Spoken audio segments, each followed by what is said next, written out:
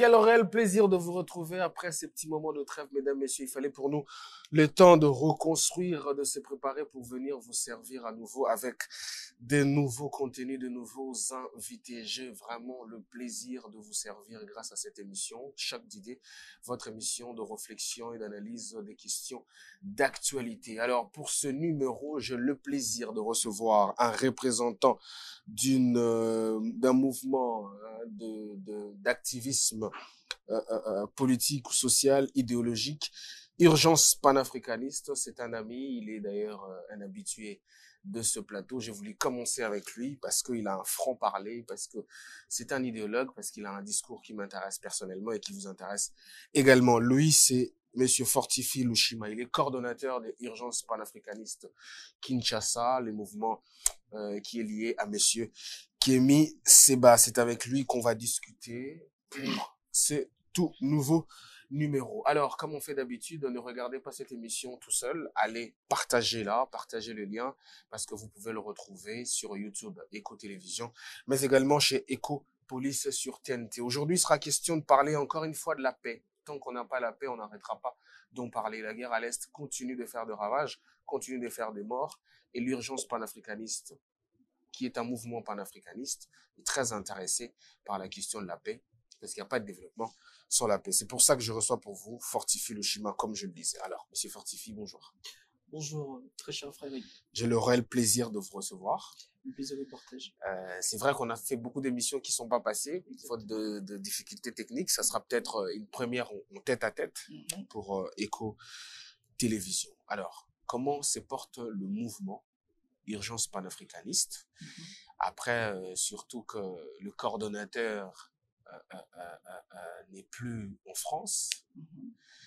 Est-ce que ça a été un choc pour vous qu'il perde la nationalité française? Ça a perturbé le mouvement ou c'est un non-événement? Non, non, ce n'était pas une perturbation, un non-événement d'ailleurs, parce que pour nous, ça s'inscrit dans une suite logique de combat que nous menons.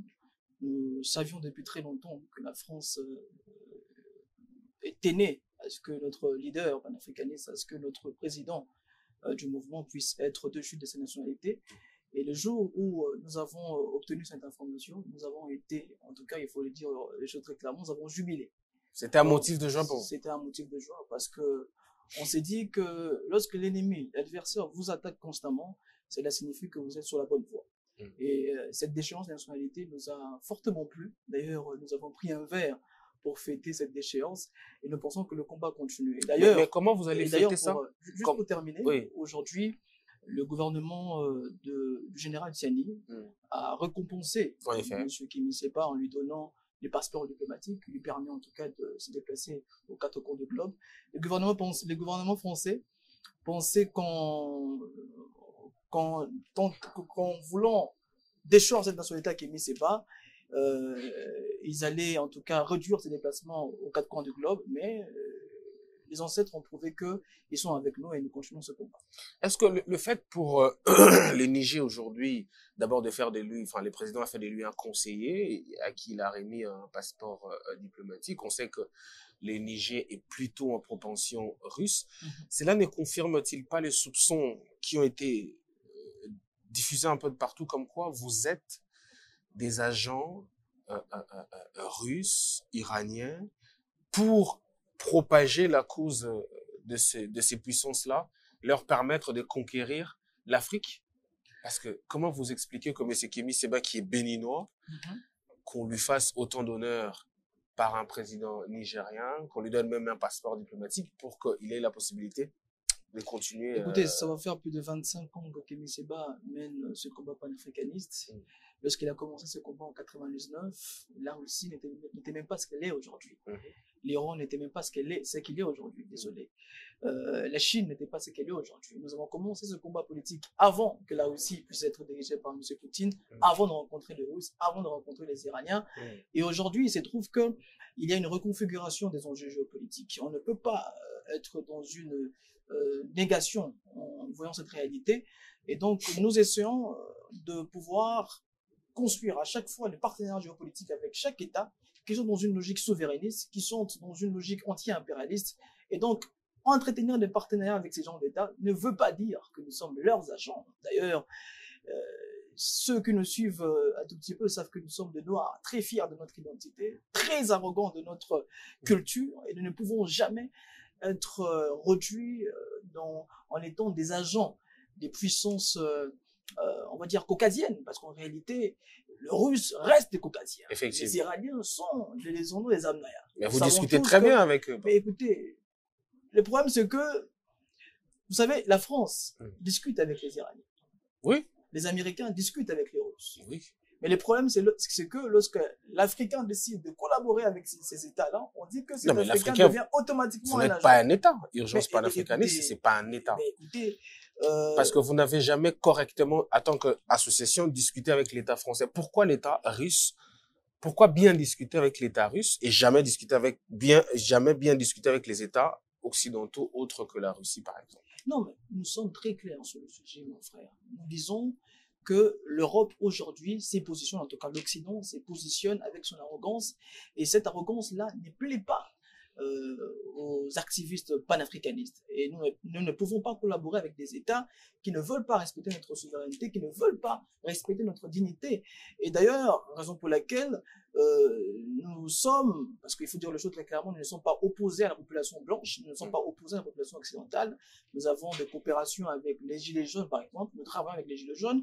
À un moment, nous avons aussi collaboré avec les mouvements 5 étoiles en Italie. Nous avons aussi collaboré à un moment donné avec les mouvements espagnols Podemos. Donc nous collaborons avec les populations occidentales, mais le problème c'est que il y a une rupture avec l'élite occidentale qui cherche à tout prix à nous asphyxier, à nous coloniser, et on ne peut pas continuer à travailler avec ces gens d'État qui ne veulent pas respecter notre souveraineté. Donc, vous portez la cause du prolétariat du monde, mais vous êtes contre cette oligarchie capitaliste qui opprime.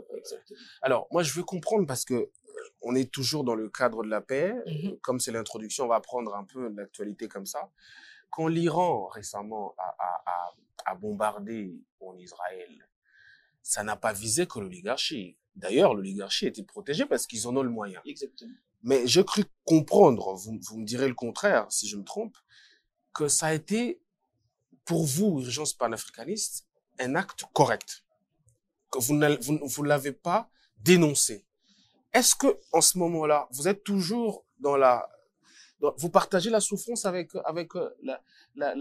les opprimés, enfin, les prolétaires? Parce qu'en Israël, il y a les prolétaires également. Je sais pertinemment que tu es un journaliste chevronné.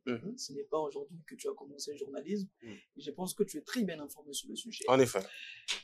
En ce qui concerne le Moyen-Orient, il faut savoir qu'il y a un avant et qu'il y a un après.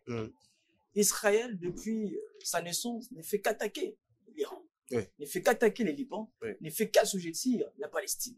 Et donc aujourd'hui, si l'Iran, si la Palestine, si le Liban, si le Yémen décident de répliquer ou de riposter, on ne peut pas dire que c'est une attaque. On ne peut pas dire qu'ils sont dans une logique d'oppresser les Juifs ou les sionistes. Non, mais là n'est pas ma question. Ils sont simplement en train de riposter. Là n'est pas ma question. Ma question, c'est au niveau de dommages. Parce que ceux qui subissent les dommages, c'est pas l'élite que vous combattez, c'est le prolétaire. Soyons clairs. C'est le prolétaire. Vous qui voulez porter la cause du prolétaire. Comment Depuis le début de l'agression sioniste en Palestine, il y a eu plus de 45 000 Palestiniens qui ont perdu la vie. Effectivement. Et vous le dénoncez. Bien sûr. Vous le dénoncez. Vous dénoncez Gaza, vous dénoncez Cisjordanie. Bien sûr. Je suis d'accord. Lorsque l'Iran a riposté, l'Iran n'a pas bombardé la population civile. L'Iran a bombardé des centres militaires. Il y a une nuance de taille à porter sur le sujet. C'est là d'ailleurs qu'il faut comprendre. Je suis pas ici pour être le porte-parole de l'Iran, je suis pas payé pour ça, je suis un porte-parole de Congolais. Mais c'est là qu'il faut comprendre qu'il y a d'ailleurs, de la part des Iraniens, un petit sens d'humanisme. Parce qu'ils n'ont pas attaqué les populations civiles. Mais Israël, jusqu'aujourd'hui, bombarde les bébés, tue, assassine les populations, et il faut qu'on en parle, il faut le dénoncer. Donc il faut différencier la riposte de l'attaque. L'attaque a commencé en Israël et la riposte vient de l'Iran. Oui, mais la riposte fait des morts, victimes aussi. Mais écoutez, ça fait des morts. Ça fait des victimes innocentes qui font partie des prolétaires, avec qui vous partagez la souffrance, vous partagez le combat. C'est ça que moi je voulais comprendre. Comment est-ce que vous n'êtes pas solidaire à la souffrance de ces gens-là? Les Occidentaux eux-mêmes disent que lorsque vous êtes dans une période de guerre, il faut savoir qu'il y aura toujours des pertes de vies humaines. Donc quelque part, lorsque celui qui est en face de vous accepte la logique de la violence, vous ne pouvez pas être dans une logique d'humanisme exagéré. Donc, quelque part, nous comprenons, il faut dire les choses telles qu'elles sont, parce qu'il ne faut pas aussi globaliser ou sensibiliser, ce ne sont pas tous les juifs qui sont mauvais, d'accord? Il y a des juifs qui sont contre Israël, il y a des juifs qui ne surtout qu'il y a des juifs prolétaires. Qui n'adhèrent pas, bien sûr, qui n'adhèrent pas à la thèse sioniste, d'accord? Mais nous disons simplement que dans une période de guerre, il y a des victimes de tous les deux côtés. Nous les dénonçons, mais nous comprenons la riposte de chaque pays qui décide de faire respecter sa souveraineté. Monsieur Fortifi Lushima, alors récemment il s'est tenu à Paris en présence de notre président, puisqu'on va en venir à la question de la paix, un forum qui a fait parler, ça fait bouger les réseaux, ça fait bouger l'espace médiatique, où le président français Emmanuel Macron, qui citait comme ça de pays en situation de conflit, a oublié la République démocratique du Congo. Et suite à cela, il semble même que le président de la République a décidé de sécher la suite des événements parce que c'était un manque de respect. Moi, je voudrais votre interprétation à vous en tant que panafricaniste. Et à cela, je vais rejoindre une autre question. Est-ce qu'un panafricaniste congolais que vous êtes peut-il s'offusquer du fait qu'on a oublié le Congo, mais qu'on ait cité, par exemple, le Mali ou un autre pays africain? Comme je l'ai dit, lorsque j'ai vu cette déclaration d'Emmanuel Macron, je suis étonné de l'étonnement de beaucoup de Congolais. La France travaille avec le Rwanda. La France collabore avec le Rwanda. Il faut informer aux Congolais que l'armée rwandaise surveille les intérêts miniers français en Mozambique. Il faut le rappeler, il faut le dire aux Congolais, au Mozambique, pardon. Il faut rappeler aux Congolais que la France est l'avocate du Rwanda au sein de l'Union européenne. La France défend le Rwanda au sein de l'Union européenne. Il faut comprendre que l'armée rwandaise travaille pour la France en République centrafricaine parce que l'armée rwandaise est en train de jouer en réalité le rôle d'informateur au régime français. Donc, moi, je comprends que Emmanuel Macron puisse privilégier les intérêts franco-rwandais parce que ça y va de l'intérêt de son pays. Mais le problème... C'est normal. C'est normal. Moi, je dis qu'on ne peut pas en vouloir à un lion d'agir en prédateur. Je ne peux pas en vouloir à Macron de défendre les intérêts de la France. Je ne peux pas en vouloir à Macron de privilégier le respect pour Kagame. C'est son droit, il est dans son plein droit et il est le chef d'État d'un pays qu'il faut défendre les intérêts.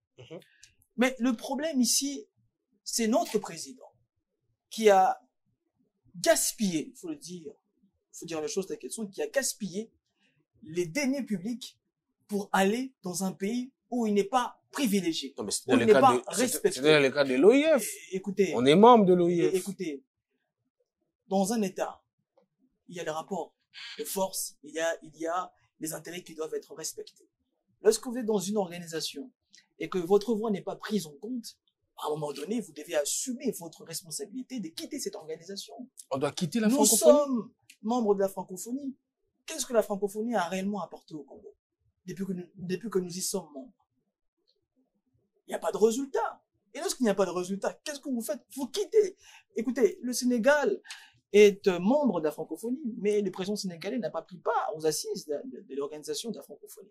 Pourquoi? Parce que, bon, on peut lui reprocher son accointance avec les Américains, son accointance avec la France, mais il s'est dit qu'il ne trouvait pas d'intérêt à voyager pour aller en France. Et pourquoi notre président accepte toujours d'aller dans des endroits où il n'est pas respecté, où son pays n'est pas respecté? Je pense qu'il serait mieux que les présidents puissent privilégier les rapports avec la Chine. D'ailleurs, je félicite les présidents pour avoir fait un voyage là-bas en Chine où nous avons vu les accords de coopération qui ont été signés.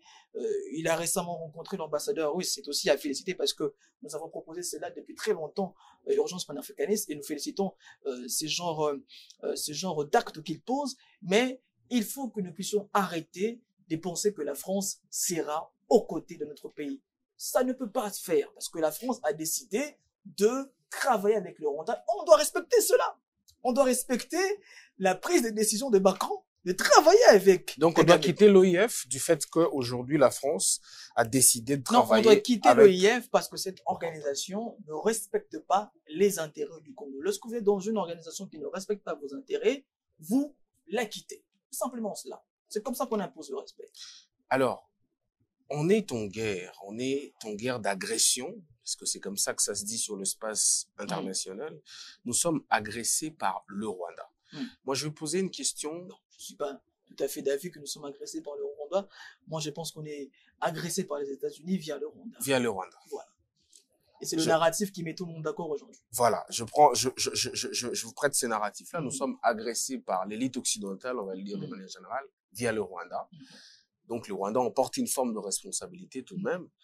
Mais je pose la question aux panafricanistes que vous êtes. Panafricanisme veut dire l'assemblage des États africains pour construire un narratif africain vers un développement africain. Quelle est la définition du panafricanisme dans un contexte de conflit interafricain?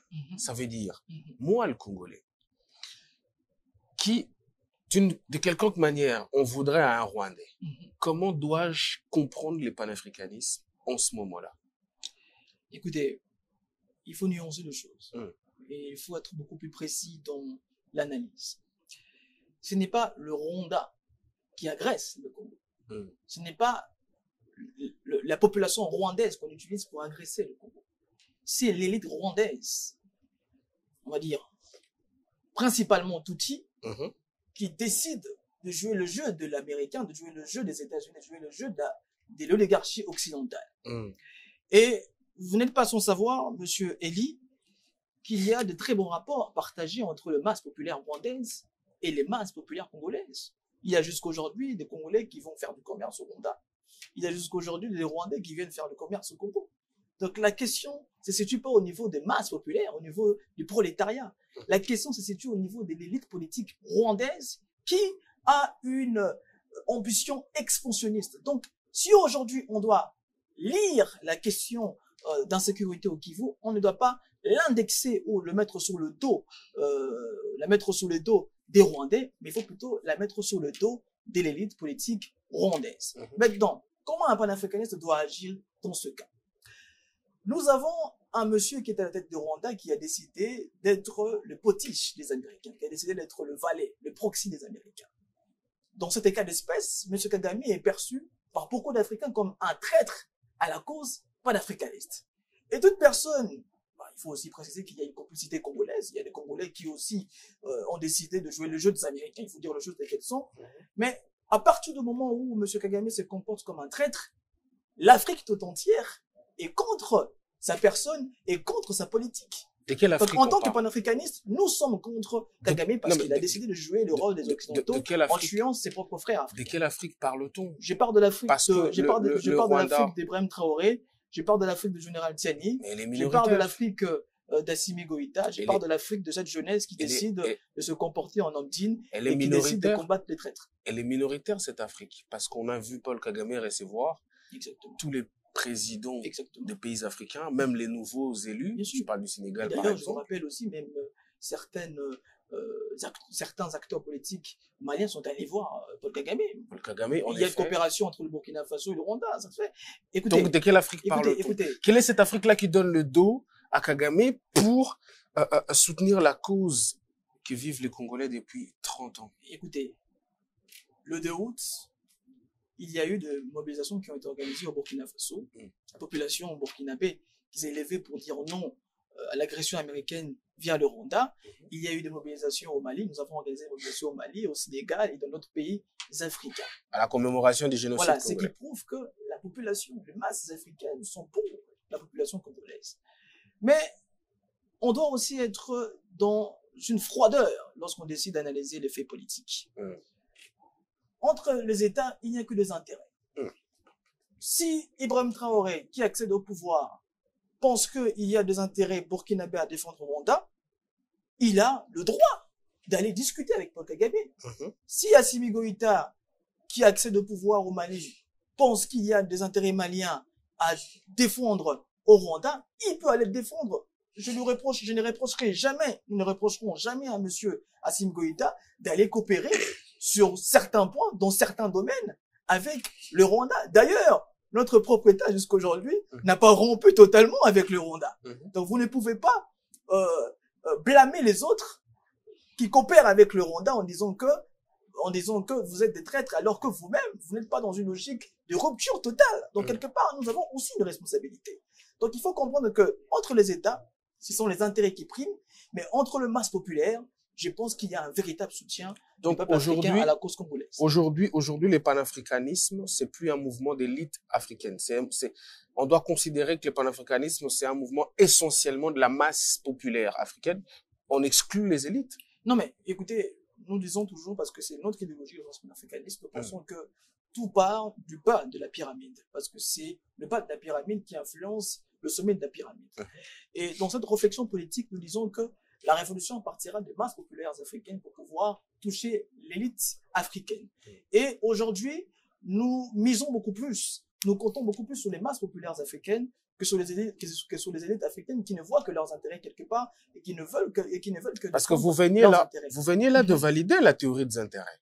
Oui. Parce que moi, je me fais une projection, je me dis, c'est-à-dire que demain, par exemple, M. Kémy Séba, président d'Urgence panafricaniste, qui s'engagerait en politique, je le dis entre guillemets comme ça, et qui devient par exemple Premier ministre béninois ou président béninois, selon la logique de la théorie des intérêts, des intérêts entre États, il va être libre d'aller discuter avec Paul Kagame. Mais écoutez... Ça sera compréhensible. Mais ça sera compréhensible. Mais non, d'ailleurs, je ne pense pas que M. Kémy Séba, qui aime beaucoup, qui est beaucoup touché à la cause congolaise, pourra un jour accepter de rencontrer Kagame. Bon, on ne peut pas insulter l'avenir, mais... je ne le pense pas. En tout cas, je le côtoie beaucoup, je le fréquente beaucoup, je les pratique beaucoup. Je ne pense pas qu'il pourra le faire. Mais après, Kémy Séba n'est pas Ibrahim Traoré. Kémy Séba n'est pas le général Tiani. Kémy Séba n'est pas Assimi Goïta. Et d'ailleurs, dans la coopération qu'il y a entre le Mali et le Rwanda, j'ai vu l'autre fois le Premier ministre malien qui a dit honnêtement à Kagame qu'il n'apprécie pas le fait qu'il a accepté d'être quelque part le proxy des Américains pour déstabiliser le Congo. Donc, il y a des dénonciations qui sont faites, d'accord? Mais je pense que la dynamique continentale va être impulsée que s'il y a une dynamique interne congolaise. Si les Congolais décident véritablement de rompre avec le Rwanda, de mettre en place une stratégie de guerre véritable, c'est là que les Africains suivront. Parce qu'il y a encore, il faut le reconnaître, une incohérence dans notre façon de dire le show, dans notre façon de faire le show, dans notre façon d'exécuter notre propre stratégie. Je suis d'accord. On ne peut pas obliger aux autres de se comporter d'une manière rigoureuse avec le Rwanda tant que nous-mêmes on n'arrive pas à le faire. Je suis d'accord. On va y arriver d'ailleurs à la question de notre responsabilité, parce que je vous poserai exactement la question de votre proposition à la paix, parce que vous en avez la responsabilité. Exactement, nous avons une proposition. Mais j'insiste encore sur cette question parce que beaucoup de gens disent que je suis sceptique au panafricanisme. Donc, permettez-moi de reposer la question vraiment dans le désir de comprendre. En effet, dans le désir de comprendre. Quand vous validez la notion des intérêts entre les États, moi, je repose la question, qu'en reste-t-il du panafricanisme? Non, mais écoutez... C'est-à-dire que si demain, monsieur Kémy Séba, qui dit qu'il n'y a de développement que dans un paradigme panafricaniste, peut aller discuter avec Paul Kagame, admettez que moi, le Congolais, je me sentirais écarté. Et en ce moment-là, qu'en reste-t-il du panafricanisme? Comment le panafricanisme peut-il résoudre un conflit interafricain sans que les uns et les autres se sentent lésés? Le Congo, si le Congo décide, mon pays, si le pays dont je suis originaire décide de mettre en place une stratégie claire, une politique claire face au Rwanda, je pense que d'autres États africains souverainistes vont le soutenir. C'est une question de décision interne. Pourquoi? Quels sont les rapports que le Congo a avec le Mali? Il n'y a presque pas de change, même si l'ambassade malienne est ici au pays, mais il n'y a pas un véritable accord, de véritable partenariat avec le Mali. Quel accord ou quelle coopération le Congo a avec le Burkina? Il n'y a pas d'accord. Quelle coopération le Congo a avec le Niger? Il n'y a pas d'accord. Mais à un moment donné, lorsque vous refusez d'être proche des pays panafricanistes, des pays souverainistes... Il n'y a pas que les trois, alors. Non, mais en tout cas pour moi, en ce moment, il n'y a que 3 États qui valorisent le panafricanisme, qui valorisent le souverainisme africain. Il n'y a que le Niger, le Burkina Faso et le Niger, les autres États. Donc l'Angola avec qui on est dans la SADC, les Kenyans avec qui on est dans l'EAC, c'est pas du panafricanisme. Mon frère Elie, tu sais très bien que je suis pas dans la langue de bois. Je suis toujours quelqu'un qui parle, qui dit franchement les choses. L'Angola aujourd'hui est l'un des pions des États-Unis. L'Angola aujourd'hui, d'ailleurs le processus de Luanda, disons-nous les choses, et je le dis face caméra, aujourd'hui, je le dis et je le révèle au grand public, que le processus de Luanda est parrainé par les États-Unis. C'est d'ailleurs un secret de polichinelle. Donc, on ne peut pas aujourd'hui dire que... Pourquoi vous dites ça d'ailleurs? Écoutez. Pourquoi vous dites ça? Pourquoi vous dites que c'est parrainé par les États-Unis? Quelque part, vous dites que les Africains, on n'est pas capable de faire les choses par nous-mêmes. Non, mais les Africains aliénés ne sont pas capables de faire les choses par eux-mêmes. Ça, c'est vrai. Mais les Africains comme nous autres, comme Ibrahim Traoré, comme le général Tchani, comme M. Assimi Goïta, ont cette capacité de faire le chose par eux-mêmes. Vous venez d'où, ces Africains-là? Nous sommes un nouveau type d'Africains. Vous venez d'où? Nous sommes un nouveau type d'Africains. Je pense que le public qui nous suit le sait. Ils savent pertinemment que nous sommes des Africains conscients de leur histoire, conscients de leur identité, et qui pensent qu'il faut se définir par nous-mêmes. C'est l'autodétermination, c'est la souveraineté que nous défendons. Maintenant, revenons un peu sur la question de monsieur Jean Lourenço, que je traite, moi, d'être... C'est un vassal. Un vassal, beaucoup plus clairement, pour moi, c'est un apparatchik aujourd'hui de la politique américaine en Afrique centrale, parce que monsieur Lourenço veut récupérer la place de Kagame, on le sent, raison pour laquelle il paye les lobbyistes américains pour que ces derniers puissent séduire les élites américaines à son intérêt. Aujourd'hui, c'est vrai, l'Angola dépense beaucoup d'argent, il vous suffit de vérifier sur les nets et vous le verrez. Donc aujourd'hui, le processus de Luanda est parrainé par les Américains parce qu'ils savent qu'ils doivent incarcérer le Congo dans une logique de négociation permanente avec le Rwanda. Parce qu'ils savent que si on le propose à l'Ouganda, le Congo ne voudra pas peut-être aller au Ouganda. Si on le propose Congo-Brazzaville n'est pas en bonne posture aujourd'hui parce que très proche du Rwanda aujourd'hui. Et donc, l'Angola était le pays acceptable pour ces processus de Luanda. Raison pour laquelle aujourd'hui les Américains déboursent beaucoup d'argent. D'ailleurs, Joe Biden devait aller en Angola pour sceller en vérité ces partenariats aujourd'hui qu'il entretient avec l'Angola. Et raison pour laquelle nous d'ailleurs nous proposons au chef de l'État de quitter ces processus de Luanda qui n'apportent rien à la République. Les processus de Luanda. Il est temps pour le Congo de quitter les processus de Luanda parce que ça ne va rien nous apporter. Mais c'est le seul processus par lequel on a obtenu le cessez-le-feu, par exemple. Quel cessez-le-feu? C'est les processus par lesquels aujourd'hui on a des discussions avec le Rwanda. Non, sur ces plateaux, je ne suis pas le journaliste. Donc, je me retranche le droit de vous informer. Aujourd'hui, nous comptons plus de 7 millions de déplacés de guerre. Oui, interne. Desquels cessez-le-feu parlez-vous? Aujourd'hui, nous comptons des territoires occupés. Desquels cessez-le-feu parlez-vous? J'aimerais bien comprendre. Peut-être vous avez une autre définition de cessez-le-feu. Moi, je sais que le cessez-le-feu, là où il y a cessez-le-feu, il n'y a plus l'expression des armes. Mais aujourd'hui, nous observons qu'il y a l'expression des armes. Raison pour laquelle il faut quitter. Parce qu'en réalité, les processus de Luanda n'est qu'une suite logique de l'accord de Lusaka de 99. L'accord de Lusaka 1 et l'accord de Lusaka 2.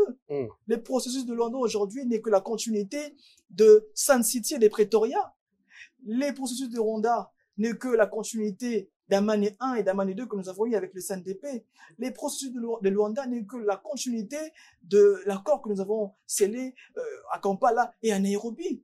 Ça ne nous a rien apporté. Ils veulent nous incarcérer dans cette logique parce qu'ils savent qu'en nous assignant à la résidence des négociations, nous ne pouvons pas avancer sur le terrain militaire. D'où il faut véritablement quitter ces processus pour enclencher véritablement notre voie. Mais en quoi est-ce que les négociations interdisent, par exemple, la restructuration de l'armée? On peut négocier en attendant, on restructure l'armée, on se prépare militairement. Pourquoi est-ce que... Parce que j'ai l'impression que vous dites que... J'ai l'impression que nous sommes dans une posture victimaire. C'est-à-dire qu'on nous traîne comme des enfants dans une forme de négociation éternelle pour nous distraire. Nous, ce que nous proposons, c'est de quitter les processus de Luanda. Donc, en aucun cas, nous sommes dans une position victimaire. Ce qu'on veut, c'est l'autodétermination. Quand on quitte les processus de Luanda, qu'est-ce qu'on fait? Moi, je pense, monsieur Elie, qu'on ne négocie pas en position de faiblesse. Il faut créer un contrepoids avant de négocier. Parce que si aujourd'hui on décide de négocier avec le Rwanda, vous savez pertinemment que nos territoires sont occupés. Nous sommes en position de faiblesse. Donc je pense que si Nanga, qui aujourd'hui les jouets des Américains, les jouets des Rwandais, décide de négocier avec le Congo, bah, il va pas laisser les territoires occupés si facilement. Vous devez lui rendre des comptes. Bien sûr. Vous devez lui donner quelque chose en retour. Effectivement. Et qu'est-ce que vous allez donner à Nanga en retour? C'est le mixage. C'est les brassages de l'armée. C'est l'infiltration. Parce que c'est ça. Parce que si vous décidez en réalité de réinsérer Nanga dans la société congolaise, bah, à un moment donné, vous serez forcé de réinsérer les militaires qui sont aujourd'hui pro-Kagame. Donc, quelque part, il faut se retirer et ne pas négocier en position de faiblesse. Peut-être une négociation, il arrivera qu'on puisse négocier avec le Rwanda, parce que je pense aussi que toute guerre est toujours conclue par un accord, est toujours conclue par, toujours négocier la paix. Voilà, par une convention. Mais il faut d'abord créer les rapports de force. Oui, mais comment, la solution. C'est quoi ces rapports de force? Vous pensez à quoi? Faire la guerre? Voilà. Récupérer, qu'est-ce que nous disons qu'il faut frontalement faire la guerre au Rwanda, à l'armée rwandaise. C'est la seule manière pour le Congo. Mais écoutez, ce serait une agression. Écoutez, riposter une agression, ce n'est pas une agression, mais c'est le droit à l'autodétermination, c'est le droit souverainiste reconnu d'ailleurs par le fameux droit international. On va agresser le Rwanda sur son territoire. Mais il faut agresser le Rwanda sur son territoire. Pourquoi? Ça sera la seule manière pour le Congo d'informer à ce neuf voisin que nous ne sommes plus des petits-enfants qu'ils vont constamment continuer à tabasser. Ça sera la seule manière pour nous de faire comprendre à l'Afrique que la cachette de l'Afrique a repris son fonctionnement. Ça sera la seule manière pour nous de nous faire respecter. Si on ne fait pas la guerre, le Congo ne sera jamais respecté. Mais comment le faire? C'est la proposition d'urgence panafricaine. Parce que nous avons proposé cela en 4 points. Premier point, il faut commencer par menacer les intérêts américains au Congo. Parce que nous sommes tous d'accord aujourd'hui que les États-Unis nous agressent via le Rwanda.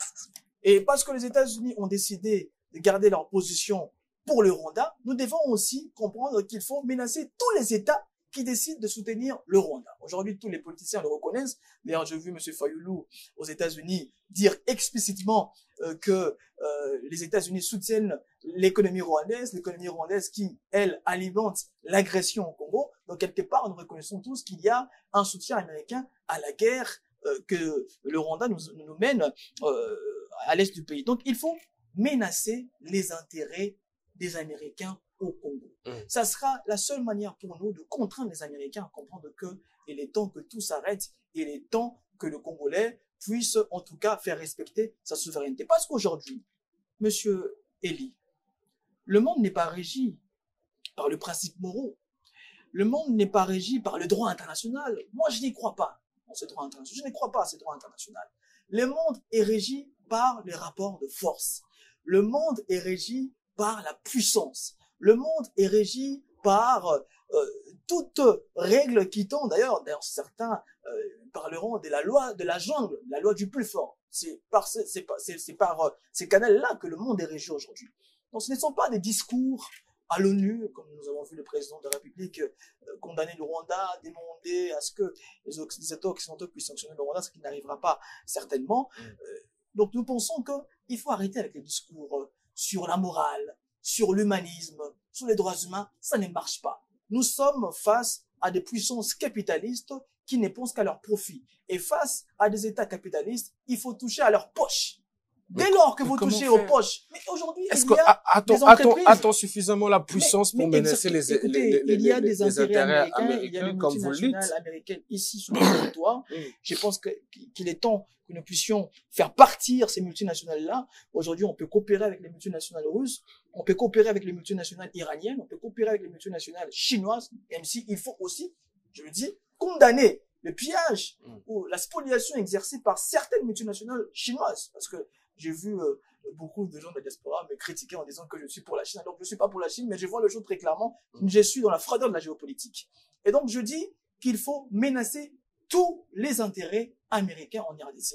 Et il faut bousculer l'ambassade américaine. Et je le dis, pas avec violence, parce que je ne suis pas en train de faire ici l'incitation de la violence. Nous avons réussi à le faire en janvier 2024, lorsque nous avons lancé des mobilisations devant l'ambassade américaine. Et que vous avez brûlé le drapeau américain. Nous avons brûlé le drapeau américain, ce qui a d'ailleurs incité les autorités américaines à faire la pression sur le gouvernement congolais pour nous incarcérer, pour nous menacer, pour nous intimider, pour nous traquer. On le sait, nous sommes très bien informés. D'ailleurs, il faut aussi que je dise ici que beaucoup pensent que nous sommes que de simples jeunes excités qui sont là juste pour crier à bas les États-Unis, alors que nous avons toute une stratégie mise en œuvre, nous avons toute une politique de contre-infiltration, et nous savons tout ce qui se passe dans le camp adverse. Et donc, nous pensons qu'il faut menacer les intérêts américains. D'ailleurs, quand nous avons mené la mobilisation anti-politique américaine, parce que les médias occidentaux disaient que nous étions en train de mener une mobilisation anti-américaine, alors que c'était simplement anti-politique américaine, ça avait poussé à l'époque l'ambassadrice américaine à réagir et à pouvoir informer aux Congolais qu'il n'y a plus d'assistance militaire américaine pour le Rwanda. Donc, quelque part, si nous arrivons à bousculer les Américains, ils seront obligés, ils seront contraints, quelque part. Donc, vous voulez amener le Congo, par exemple, avec des partenariats militaires entre nous et les Russes, mais les Chinois. Évidemment, aujourd'hui, nous pensons qu'il faut diversifier les partenariats. C'est d'ailleurs la deuxième proposition, parce que nous avons énuméré nos propositions en 4 points. Oui. Donc, la deuxième proposition, c'est de diversifier les partenariats géostratégiques. Il faut aujourd'hui comprendre que le monde a connu une mutation géopolitique. Il y a une réconfiguration des enjeux géopolitiques. Aujourd'hui, le monde ne se résume pas à Washington, à Bruxelles ou à Londres. On peut entretenir des partenariats avec la Russie, la Chine et l'Iran temporairement pour nous aider à sortir de l'escarcelle occidentale. Désolé.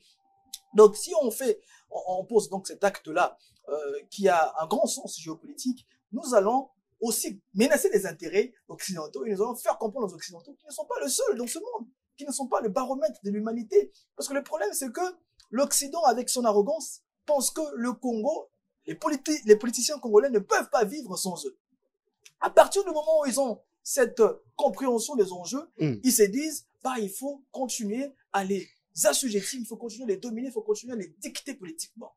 Donc, si nous diversifions les partenariats, d'ailleurs, raison pour laquelle j'ai félicité les présidents de la République pour avoir scellé un partenariat avec la Chine, pour qu'il faut véritablement aller jusqu'au bout en tenant un langage ferme face à la Chine. Avec laquelle on a le plus gros contrat minier. Le plus grand contrat minier. Voilà. Et d'ailleurs. Donc ça ne date pas d'aujourd'hui qu'on coopère avec les Chinois. Non, mais il faut être jusqu'au bout. Pourtant, ça nous a pas ramené la paix. Non, écoutez, nous avons coopéré avec la Chine sur le terrain économique, mais pas sur le terrain militaire parce que nous avons eu peur à un certain moment. La Chine ne fait pas ça. Non, mais elle le fait. La Chine ne fait pas d'accords militaires jusque-là. Elle le fait aujourd'hui. Je vous informe, monsieur Elie, que la Chine est en train d'aider militairement la Russie en Ukraine. C'est un secret de polichinelle d'aujourd'hui. Aujourd'hui, la Chine aide la Corée du Nord pour son arsenal nucléaire. Donc aujourd'hui, la Chine peut aider, mais il faut que nous puissions être cohérents dans notre politique étrangère. Si on n'est pas cohérent, si on continue à parler avec les Russes pendant que nous sommes en train de nous coucher face aux Occidentaux, mais le monde ne va pas nous prendre au sérieux. Il faut, et il est temps que notre pays, que notre président puisse comprendre que nous pouvons diversifier temporairement, parce que moi je dis que travailler avec la Russie, travailler avec l'Iran, travailler avec la Chine, ce n'est qu'un moyen géostratégique transitoire. Ce n'est pas un moyen géostratégique éternel. On ne doit pas être incarcéré comme Touadéra dans la Russie-Afrique. Je dois coopérer, hurrah, hurrah, comme les autres le font dans leurs manifestations. Nous ne brandissons pas les drapeaux russes. D'accord, nous coopérons avec les Russes, mais nous ne brandissons pas les drapeaux russes. Donc, il faut... Donc, c'est pas des nouveaux maîtres. Les partenariats, ce n'est pas des nouveaux maîtres. Troisième point. Il faut restructurer notre armée. Parce que, pendant que nous serions en train de collaborer avec la Chine, l'Iran, la Russie sur les dossiers sécuritaires, il faut aussi que nous puissions restructurer, remettre notre armée en forme. Comment le faire? C'est depuis 30 ans que nous décrions l'infiltration de notre armée. Et c'est là d'ailleurs, je pense que cela nécessite une réflexion profonde sur les renseignements militaires que nous avons. La DEMIAP, où j'ai été incarcéré pendant 3 jours. Je pense que la DEMIAP doit véritablement faire son travail. On doit restructurer la DEMIAP. On doit restructurer les services de renseignement militaire. Parce que c'est la DEMIAP de détecter qui est pro-Kagame, qui est infiltré dans notre armée. Le travail de la DEMIAP, ce n'est pas d'incarcérer les opposants politiques, ce n'est pas d'incarcérer ceux qui ont une opinion divergente, mais c'est de plutôt voir comment reformer, restructurer et désinfiltrer notre armée. C'est le travail, malheureusement, que nous ne sommes pas en train de voir de la part de la DEMIAP. Moi, je pense que M. Ndaiwel, que je salue en passant, hein, avec qui vous êtes en vu tout cas, probablement. Loin s'en faut toute intention de polémiquer, mais je pense qu'il faut qu'il y ait une véritable politique en ce qui concerne le service de renseignement militaire, parce que les Rwandais ont un véritable service de renseignement. Le Rwandais surveille nos faits et gestes. Le Rwandais surveille ce qu'on est. Ils sont même dans l'appareil militaire, juridique, administratif du Congo. Il y a de Rwandais que vous pouvez retrouver dans les ministères aujourd'hui au Congo. Donc, quelque part, s'il n'y a pas une politique de contre-infiltration, sachez que nous serons toujours les petits frappés constamment par le Rwanda. Quatrième point, pour finir pour nos propositions, nous pensons qu'il faut discipliner la gestion des affaires internes. C'est important. Parce que vous ne pouvez pas inviter des partenaires tout en maintenant les désordres chez vous. Parce que si les partenaires viennent trouver... Et ça, c'est politique. Bien sûr. Si les partenaires viennent trouver les désordres chez vous, bah à un moment donné, ils vont se dire, parce que, comme je l'ai dit, entre États, il n'y a que les intérêts. C'est comme les Chinois aujourd'hui. Les Chinois, lorsqu'ils sont venus en Afrique, c'était vraiment pour entretenir des partenariats d'égal à égal. Mais lorsqu'ils sont arrivés sur les continents et qu'ils ont croisé des dirigeants qui n'étaient pas dignes, qui n'étaient pas dans une logique d'une totale souveraineté, à un moment donné, les Chinois se sont dit, bah, faisons le business pour le business, devenons capitalistes. Donc, quelque part, nous devons discipliner la gestion des affaires internes. Nous devons mettre en place une véritable politique de bonne gouvernance. Nous devons aussi privilégier la justice sociale. Tant qu'il n'y aura pas une redistribution équitable de richesses ici au sein de notre pays, ne croyez pas qu'il y aura une adhésion massive de la population par rapport à la question d'insécurité au Kivu. Donc, c'est ça. Donc, la proposition d'urgence panafricaine sont 4 points. Il faut menacer les intérêts américains en RDC. Il faut diversifier les partenariats. Il faut restructurer notre armée en mettant une politique fixée sur les renseignements militaires. Et puis, il faut discipliner la gestion interne de l'État. Quatre propositions de l'urgence panafricaniste pour recouvrer une paix durable. Définitive. J'attends dans ces propositions beaucoup d'actions et de plans politiques. Est-ce que vous pensez que pour porter ces propositions, l'activisme vous suffira-t-il, ou l'urgence panafricaniste doit prendre son courage à deux mains et aller chercher le pouvoir? Parce que quand vous dites discipliner la gestion interne, ça veut dire qu'il faut produire des Congolais compétents pour gérer la res publica. Ça veut dire qu'il faut avoir de la formation politique pour le faire. Quand vous dites qu'il faut restructurer l'armée, ça veut dire qu'il faut avoir la formation militaire pour le faire. Comment l'urgence panafricaniste, en tant que mouvement d'activisme, va-t-il porter toutes ces propositions? Dans votre question, ça sera loin de moi l'idée de vous provoquer, mais je sous-entends dans votre réflexion que vous êtes en train d'affirmer que ceux qui sont au pouvoir ne sont pas assez compétents pour le faire. Non, c'est pas ce que je dis. Mais écoutez, je vous pose juste la question de la responsabilité de vos propositions. Mais non, écoutez, lorsque vous dites que quelque part... Parce que quand vous proposez cela, écoutez, ça veut dire que vous n'êtes pas d'accord avec ce qui est déjà proposé. Nous sommes un mouvement citoyen. Oui. Pour l'instant. Oui. Un mouvement citoyen, pour son travail, pour l'instant. Oui. Et à un moment donné, il arrivera le temps pour nous de prendre en main les responsabilités et de pouvoir mener notre pays vers la voie de la souveraineté complète. C'est ça ma question. Écoutez, c'est ça ma question. C'est la question de l'avenir. C'est la question de l'avenir de l'urgence panafricaniste. Ce n'est pas une question aujourd'hui d'actualité. Aujourd'hui, l'urgence panafricaniste est un mouvement citoyen. Et c'est quoi le rôle d'un mouvement citoyen? Parce que la paix, on la veut maintenant. Je termine. Vous allez poser une question. Allez-y.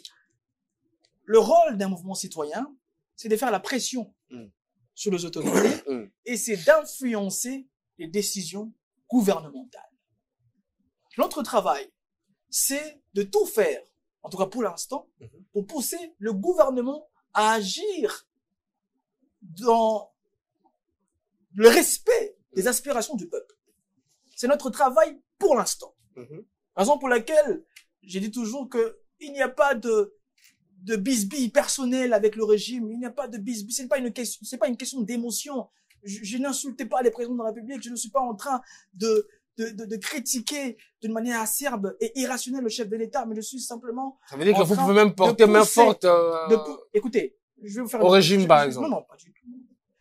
Je vais vous faire une révélation.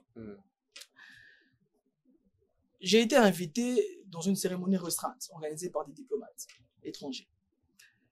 Et dans cette cérémonie, en tout cas, il n'y avait que 2 Congolais. Il y avait un membre du gouvernement, un membre proche du gouvernement, un membre proche du régime actuel, et j'étais le deuxième invité congolais de la cérémonie restreinte. Dans cette cérémonie, bon, il n'y avait que des étrangers, nous étions seuls Congolais. J'ai compris que les collaborateurs du régime savaient pertinemment que j'étais fortifié Hiroshima et qu'ils ne voulaient pas s'acoquiner avec moi ou parler avec moi parce que sûrement ça disait mais c'est jeune révolutionnaire qui attaque le gouvernement.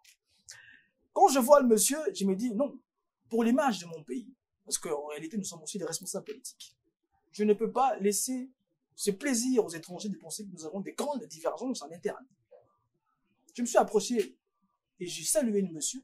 Et dès que je l'ai salué, il a souri. Il a dit, je ne pensais pas que, arrogant, selon les rumeurs que vous êtes, vous allez me parler. Je lui ai dit, mais ce n'est pas une question personnelle. Ce n'est pas une question d'émotion. Ce n'est pas une question de sentiment. C'est une question d'État. Et cela nécessite que nous puissions avoir une froideur géopolitique. D'ailleurs, je lui ai dit très clairement les choses. Le fait que nous puissions être rigoureux, sévères avec les Américains, cela permet à ce que les Américains puissent être moins imposants avec le régime. Donc, écoutez, oui. Je vais être très clair avec vous. Lorsque nous avons mené les mobilisations en janvier 2024, février 2024, cela a poussé les Américains à être beaucoup plus doux avec monsieur le président de la République. Soyons sérieux, soyons réalistes. Aujourd'hui, l'action que nous portons aide véritablement notre État. Le fait que nous puissions être radicalistes, pour certains extrémistes, bon, même si je pense qu'il faut bien définir le radicalisme, parce que radicalisme vient du mot latin radicus, qui signifie racine, donc c'est toute personne qui traite le chose à sa racine, d'accord, nous traitons les choses à la racine, mais nous sommes là pour aider l'État congolais, nous sommes là pour aider le peuple congolais. D'où ma question.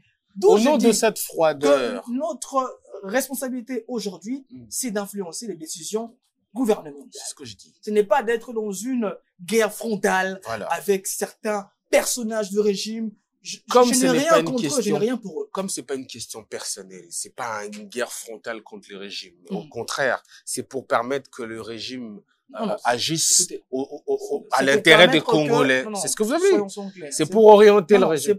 Mettre la pression pour que le gouvernement, voilà.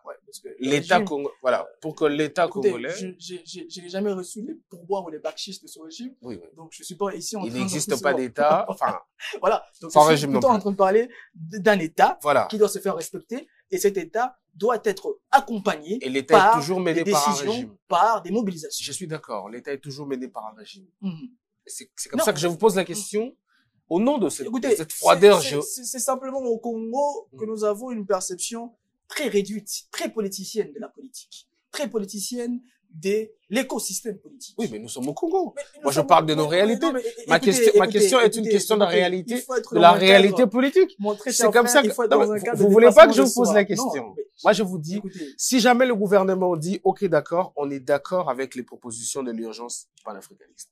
Mais qui d'autre pour bien les mener? Est-ce que vous êtes prêts, aujourd'hui, l'urgence panafricaniste, à prêter main forte au gouvernement congolais pour menacer les intérêts américains, diversifier les partenariats? Le drapeau américain. Oui. Et que cela avait rendu furieux l'ambassade américaine. Cela avait rendu furieux Madame Lucie, l'ambassadrice. Nous avons dit une chose très claire. Si les acteurs politiques congolais, si les gouvernements congolais décident de suivre la voie souverainiste imposée par urgence panafricaniste, imposée par le peuple, nous le défendrons et nous le soutiendrons, nous les protégerons. Nous avons été clairs. Donc vous travaillerez avec. Écoutez, ce n'est pas une question d'émotion. C'est ce que je dis. Ce n'est pas une question personnelle avec le régime. C'est une question d'État. Donc si aujourd'hui, Monsieur Tshisekedi qui est au pouvoir décide de suivre la voie du Niger, du Burkina Faso, d'adopter vos propositions, d'adopter nos propositions, vous travaillerez. Ne vous en faites pas. Nous ne sommes pas de rancuniers. C'est pas parce que j'ai été incarcéré et que on m'a privé à manger et qu'on m'a tabassé dans les locaux de la DEMIAP que je suis devenu anti-Tshisekedi. Ce n'est pas, notre ennemi primordial reste d'abord l'impérialisme américain. Donc, si aujourd'hui, les acteurs politiques, vous pouvez être de l'opposition de la majorité. si vous décidez d'être dans une logique souverainiste, nous vous soutiendrons. Mais si vous décidez de continuer à jouer pour les intérêts américains, nous allons vous combattre et nous allons vous détruire. Et cela ne va jamais changer. Au nom de ces souverainismes, je vous pose la dernière question. Parce que j'ai beaucoup aimé ce que vous avez dit. Vous dites, si les acteurs politiques décident d'agir pour la souveraineté de ce pays, vous serez à côté d'eux. Donc, aujourd'hui ou demain, si jamais un dialogue national est convoqué, comme les acteurs politiques on parle aujourd'hui, et que autour de cela s'enracinent ces besoins de défendre la souveraineté congolaise, peut-on espérer compter parmi les participants l'urgence panafricaniste? Ça sera la dernière question. Je vous vois à des kilomètres. Non, mais c'est la dernière question. Je comprends votre intention de polémique. J'ai des polémiques. C'est une vraie question. Écoutez, c'est une vraie question. Nous sommes clairs. Oui. Et c'est la position d'urgence panafricaniste. Tout dialogue qui provient de la réflexion congolaise pour les Congolais, dont l'objectif de discuter autour des questions relatives à la souveraineté, nous les soutenons. Très clair. Vous avez le mérite d'être clair. Parce que nous pensons qu'il est temps que nous puissions prioriser la question de la souveraineté. Parce qu'il n'y a pas de république sans souveraineté. En effet. Il n'y a pas de bonne gouvernance sans souveraineté. En effet. Il n'y a pas de justice sociale sans souveraineté. Pour nous, c'est la question prioritaire. Donc, si le dialogue proposé par certains, dont je ne mentionnerai pas le nom jusque-là, va dans ce sens-là, nous allons soutenir cela. Mais si ce dialogue est soutenu, parrainé comme le veut M. Fayoulou, bon, même si... vous l'avez cité, finalement. Je peux pas m'empêcher. Allez-y. J'apprécie sa façon de chanter, sa façon de danser de temps en temps. D'accord? Si ce dialogue va dans le sens de respecter plutôt les aspirations des multinationales américaines, des multinationales occidentales, ben écoutez, nous allons combattre ce dialogue-là. Vous voyez les Américains partout. Écoutez, nous savons. Donc, M. Fayoulou ne peut pas proposer une solution politique, je vous informe, indépendamment des Américains. Je suis moi-même aujourd'hui dans le collimateur des services de renseignement de la station CIA de l'ambassade américaine au Congo. Donc, je sais de quoi je parle, j'ai des informations par rapport à cela. Et aujourd'hui, donc, Fayoulou est poussé par les Américains.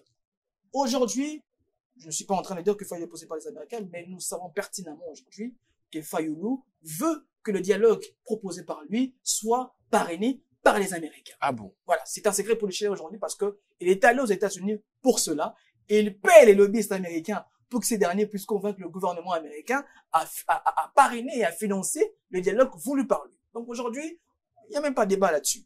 Donc nous disons, et pour répondre à votre question, parce que vous êtes en train de dire que je vois les Américains partout. Écoutez, ce n'est pas moi qui ai dit que le Congo est géré par l'ambassade américaine. C'est l'ancien conseiller du chef de l'État zaïrois à l'époque, monsieur Honoré Mbanda, qui a spécifié dans son livre que le Congo est géré en réalité par l'ambassade américaine au Congo. Donc, quelque part, il faut que nous puissions être réalistes. Dire qu'aujourd'hui, il y a une domination américaine dans notre pays ne veut pas dire qu'il y a un acharnement contre les Américains, mais cela veut simplement exprimer la réalité que nous vivons aujourd'hui. Aujourd'hui, le Congo, c'est un fait, est une colonie américaine, est un précaré américain, et il faut le dénoncer. Le dire, ce n'est pas être anti-américaniste comme j'ai vu une fiche Wikipédia, je pense en tout cas rédigée par les médias occidentaux, par les officiels occidentaux qui tentent à chaque fois de nous discréditer, ce qui ne marche pas au sein de la jeunesse congolaise qui nous suit de plus en plus aujourd'hui parce que nous avons aujourd'hui une antenne à Goma, une antenne au sud Kivu, une antenne dans les Hauts-Lomami, de jeunes qui suivent, qui adhèrent à notre narratif. Donc aujourd'hui, il est clair que nous combattons l'impérialisme américain et tous ceux qui décident de jouer leur jeu. Mesdames, Messieurs, c'était Choc d'idées avec Fortifi Lushima, coordonnateur de l'urgence panafricaniste de Kinshasa. Il fallait qu'il vienne nous dire les 4 propositions de l'urgence panafricaniste pour la paix définitive. Je rappelle qu'il a dit qu'il faut menacer les intérêts américains au Congo, diversifier les partenariats géopolitiques, restructurer l'armée et discipliner la gestion interne. Donc, c'était un plaisir pour moi de lui poser des questions. J'espère que j'ai posé les questions que vous aurez voulu lui poser et qu'il a répondu. Des bonnes questions. Comme à l'accoutumée. Merci beaucoup. Merci. Les questions viennent surtout de ceux qui nous suivent, parce qu'à chaque fois que je tourne avec vous, il y a énormément de commentaires. Je peux aujourd'hui attester que vous êtes effectivement suivis. Donc, c'était Fortify Lushima. Il est caractérisé par son franc-parler. C'est aussi pour ça que nous l'invitons. Qui ne plaît pas souvent à l'ambassade américaine, qui ne plaît pas je suis d'accord. à certains valets locaux aussi. Je suis d'accord, mais moi, j'aime les francs-parler, j'aime les discussions dures, j'aime les discussions comme je dis souvent fournies. Lorsque je suis invité dans cette émission, j'ai toujours l'impression que je vais discuter avec une élite congolaise. Effectivement. Je vais discuter avec un frère on peut avoir des divergences. En effet. Mais on se retrouve sur bon nombre de points. Et je pense que c'est ça qui va faire avancer le Congo. Les plus importants, c'est la discussion et c'est pour ça que l'émission s'appelle Choc d'idées. Je rappelle d'ailleurs, pour terminer, allez-y, parce que ces mêmes politiciens qui nous traitaient d'excités, aujourd'hui, ils sont nombreux à nous contacter. Ils sont nombreux à vouloir que nous puissions adhérer dans leur parti politique, soit de l'opposition ou de la majorité. Ils pensaient que nous étions simplement de jeunes qui étaient là pour faire le beau camp.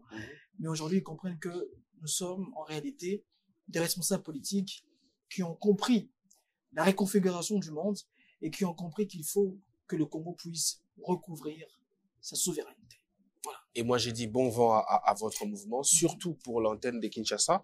J'y tiens personnellement parce que je suis d'accord sur un point avec vous, c'est que la question de la paix en République démocratique du Congo est une question géopolitique d'abord. Il faut la regarder d'abord sur la sphère internationale avant qu'on en arrive à nos petits guéguerres. Merci beaucoup d'avoir accepté ce jeu de questions-réponses. J'espère que je vous recontacterai, peut-être pour développer les quatre propositions et aller beaucoup plus en profondeur. Ça dépendra de quand est-ce que les internautes vont vous réclamer. C'était donc Choc d'idées, mesdames, messieurs. C'en est fini pour ce nouveau numéro. J'ai dédié cette émission à tous mes amis qui me soutiennent. Oui, j'ai des amis qui me soutiennent. Patrick Alunga. Pas les officines occidentales. Ah non, pas les officines occidentales, évidemment. C'est des amis qui me soutiennent pour que nous continuons ce travail. Donc, je disais Patrick Alunga, Rigen Ndoto, Eric Kopi, Gauthier, Makuku, Mascota, Dieu merci Moliki. Ils sont nombreux. Je ne saurais pas citer tout le monde, mais trouvez dans ces mots mes remerciements, trouvez ici, en tout cas, ma considération pour ce que vous faites pour moi. Et j'ai dédié aussi cette émission à toute ma famille, mais surtout à vous qui n'arrêtez de suivre. Partagez-la. Retrouvez-la sur YouTube et aussi chez Ecopolis TNT. C'était Choc d'idées. Je vous retrouve très prochainement avec un autre invité. Mais le plaisir reste le même. À très bientôt.